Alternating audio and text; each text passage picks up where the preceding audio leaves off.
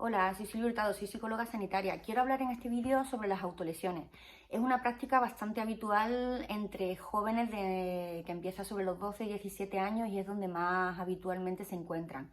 Las autolesiones son quemaduras, golpes, cortes, pinchazos que uno se aplica sobre su propio cuerpo, que son dolorosos y que no se hacen con la intención de morir.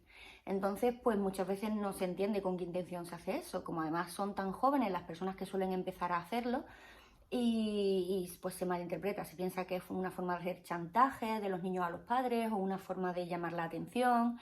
Y no es así, porque la mayoría de los casos se hacen a escondidas y son muy pocos los casos que lo hacen abiertamente, pues buscan sitios que no se vean, que se tape con el pantalón. Si empiezan a hacerlo en el brazo y les descubren, lo hacen en la barriga o en el pantalón y entonces muy pocos casos llegan al hospital y muy pocos son los padres que se enteran, pero los que se enteran pues es algo muy alarmante. Y en realidad cuando una persona se autolesiona está intentando controlar unas emociones que no sabe controlar de otra manera. Lo normal, una persona adulta, racional, cuando tiene un malestar pues busca alguna solución, o toma una decisión o habla con quien haga falta hablar para solucionar lo que le preocupa, o analiza sus errores, intenta cambiar.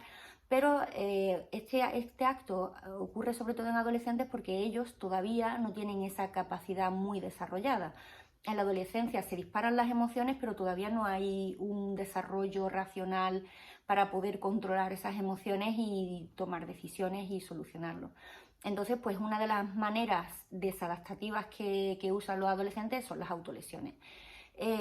Una autolesión se hace sin la intención de morir, pero tampoco de chantajear ni de llamar la atención. Las autolesiones permiten a la persona, pues se ha demostrado que el corte, la incisión sobre el brazo, permite reducir el nivel emocional y eso a la vez ayuda a que la persona recupere la racionalidad y piense con más claridad. Lo que pasa es que el efecto es a corto plazo y al rato se siente peor y no es una solución definitiva. Otra de las cosas que se consigue mediante la autolesión es que la persona se autocastiga, porque muchas veces esas emociones tan intensas que sienten los adolescentes son muy desagradables, son culpa, vergüenza de no adaptarse a la sociedad o de no dar la talla ante sus padres o mucha tristeza, ira, miedo. Son emociones muy intensas que con los cortes se reduce esa emoción y además se autocastiga uno por sentirse así de mal. Otras veces son formas de pedir ayuda o de expresar el malestar. Ellos no saben qué es lo que les pasa, se sienten muy mal y el corte o el daño que se hacen es una forma de pedir ayuda o de expresar su malestar.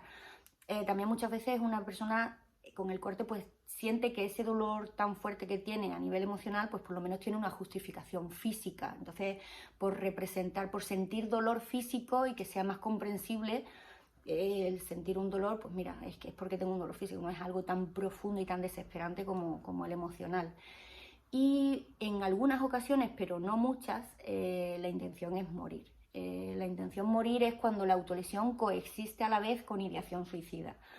Entonces sí puede haber mayor riesgo de suicida, pero generalmente las autolesiones son una práctica que a veces desaparece espontáneamente a medida que la persona va madurando y va recuperando o va cobrando su sentido crítico de la vida. Y cuando no desaparecen solas muchas veces porque puede que haya ahí un trastorno mental de base, que no siempre tiene por qué ser trastorno límite de personalidad. Hasta hace no mucho tiempo, una persona que se autolesionaba directamente se pensaba que tenía trastorno límite de personalidad. Y hoy por hoy se sabe que no, que muchas personas que se autolesionan no tienen trastorno límite de personalidad y hay muchas más personas que se autolesionan de las que tienen este trastorno. Y además también las autolesiones también se dan en el contexto de otros trastornos mentales, trastornos alimentarios, depresión, ansiedad, adicciones. No es un síntoma representativo de ningún trastorno en concreto y de hecho pues muy pocas veces obligan a la persona a ir al hospital, y sí que obligan a ir al hospital cuando la persona tiene ideación suicida. Cuando la persona tiene ideación suicida busca ayuda, suele buscar ayuda, esa es la suerte, que los adolescentes cuando se autolesionan para regular sus emociones no piden ayuda y no quieren que nadie se entere de lo que hacen. Pero cuando coexiste a la vez que esas autolesiones, ideas de muerte, quererse morir, ellos son los primeros que suelen pedir ayuda. De hecho, el mayor indicador de riesgo suicida es el que busquen ayuda en el primer año de empezar a sentir esa ideación suicida o de empezar a sentirse mal con la vida.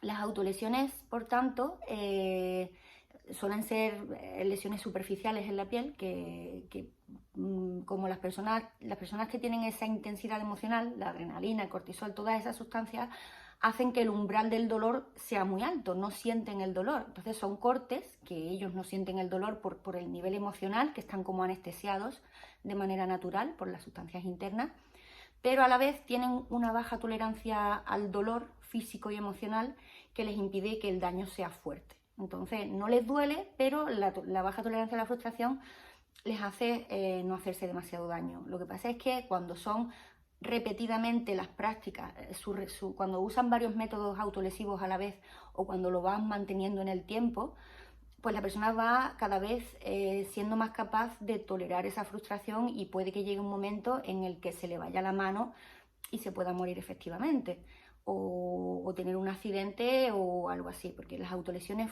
funcionan muchas veces como explotar un globo. Ellos van aguantando emociones, inhibiéndose, no diciéndolo, aguantando emociones, y la autolesión es como si explotara el globo y alivia a la persona temporalmente, pero si no tiene una estrategia, pues el globo vuelve a llenarse hasta que explota. A mayor ansiedad, mayor daño se hace a la persona y muchas veces sienten la sensación de que se les va las manos. O sea, empiezan a rumiar, tienen un pensamiento negativo sobre el que rumian, le dan vueltas, empiezan a subirles el nivel de ansiedad cuanto más rumian y llega un momento que se les va la mano, ellos no la controlan y se hacen ese daño. Entonces escapa a la racionalidad. Más información sobre inestabilidad emocional en www.terapiaicónica.com.